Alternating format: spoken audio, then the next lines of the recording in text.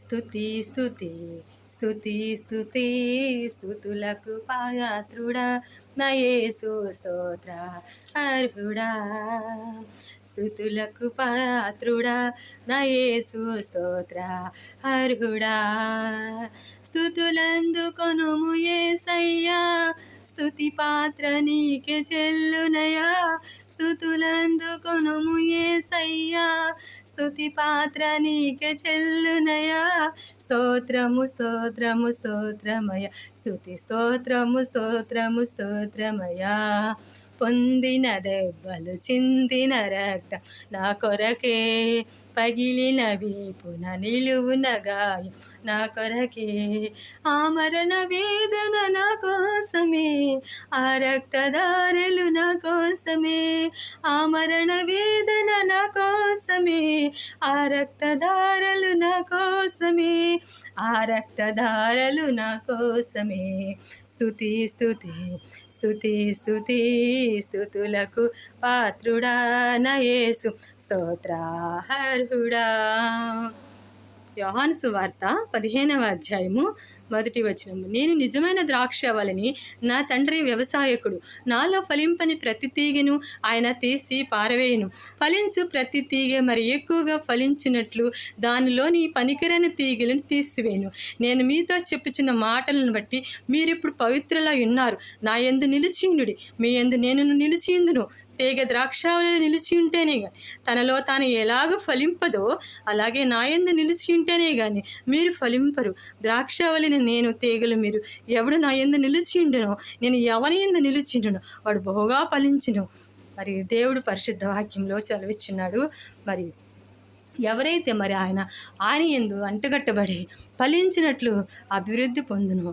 మరి ఫలించి ప్రతి తీగ ఆయనలో మరి ఎక్కువగా ఫలింపునట్లు దేవుడు చేయనని మరి ఆయన వాక్యం ద్వారా సెలవిచ్చున్నాడు. మరి నిజమే తండ్రి. మరి దేవుని బిడ్డలారా, మనం రక్షించబడి మరి లోకంలో పడిపోయి లోకానుసారమైన మనుషులతో లోక స్నేహము చేస్తూ నులివెచ్చని స్థితిలో, చల్లటి స్థితిలోనికి మనం వెళ్ళిపోయి ఉన్నామేమో.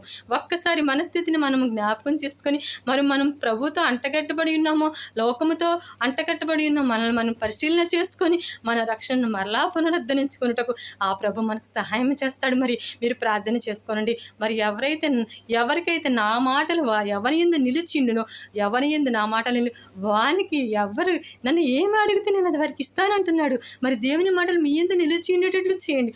అప్పుడు ఆయన మీకు ఏది ఇష్టమో అడుగుడి, అది నేను మీకు చేస్తానని చెప్తున్నాడు. మరి మనం ఆయన యందు నిలిచిందామా? మరి మన పడిపోయిన మన యొక్క రక్షణ స్థితిని మరలా తిరిగి పునరుద్ధరింపచేసి ఆయన మాటల మనల యందు నిలిచి ఉండేటట్లు చేస్తే మనకి ఏది ఇష్టమో అడగమంటున్నాడు దేవుని బిడ్డలారా. మరి మనకి ఏది ఇష్టమో మనం ప్రభువుని అడుగుదాం. ప్రార్థన చేసుకుందాం. కళ్ళు మూసుకోనండి. పరమ తండ్రి, పరలోకపు రాజా, స్తోత్రాలు స్తుతులు చెల్లిస్తున్నాను ప్రభా. నిజమైన ద్రాక్షవల్లిని నేను అంటున్నాం నాయన. నిజమైన ద్రాక్షవల్లి ఎలాగూ నాయన మీరు వ్యవసాయకుడు అని సెలవిచ్చున్నావు. మరి నాయన మేము నిజమైన ద్రాక్షవల్లివి నాయన. మేము మీ యందు అంటకట్టబడి బహుగా ఫలించి నాయన అయా మీ మాటలు మా యందు నిలుపుకొని నాయన మమ్మల్ని మాకు ఏది ఇష్టమో అడగమంటున్నావు. అలాగ అడిగే బిడ్డలుగా ఇదిగో ప్రభ ఈ ప్రార్థనలో ఏకీభవిస్తున్న అందరినీ జ్ఞాపకం చేసుకోనండి. ఎవరైతే రక్షించబడి నాయన మీ యొక్క ప్రేమను రుచి చూసి మరలా లోకంలో తిరిగిన బిడ్డలను మార్చండి. వారి హృదయాలు అంతర్యాలను మార్చండి. వారిలో రాతి గుండెను తీసివేయండి. మెత్తని హృదయం దయచే చల్లని స్థితి తీసివే నాయన. రెట్టను పుట్టించండి. ఫలములు ఫలించే బిడ్డలుగా చేయి నాయన.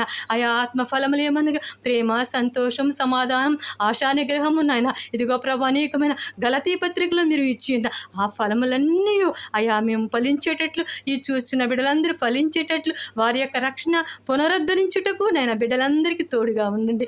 ఈ యొక్క చిన్న ప్రార్థన మీ సన్నిధి చేర్చుకోండి నాయన. చూచుచున్న బిడ్డలందరినీ దీవించి ఆశీర్వదించి నాయన మీరే ఘనత, మహిమ, ప్రభావాలు పొందుకోమని మేఘారుడ వచ్చిన యేసయ్య పరిశుద్ధ నామము పేరట అడిగి బ్రతిమలి వేడుకొని చున్నాను పరమ తండ్రి.